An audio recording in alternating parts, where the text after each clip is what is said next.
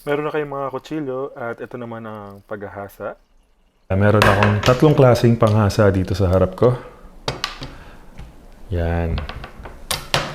Ito, Honing rod. mula ilalim hanggang ibabaw. Tapos yung kabila naman. Kung sanay na kayo, ganito lang. Yung nakaharap sa yung talas, mas mabilis yung ganito.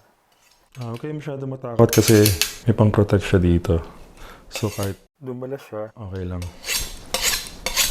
Tapos ito naman yung isang klaseng Hasa. Magsisimula lang kayo sa course and then fine. Halos tatlo lang yan. So ito naman yung tinatawag na whetstone.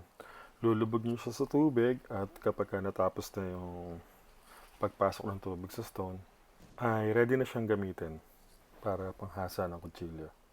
At katulad din naman ng ibang panghasa, laging mula dulo hanggang unahan. Ganon lagi ang paghahasa.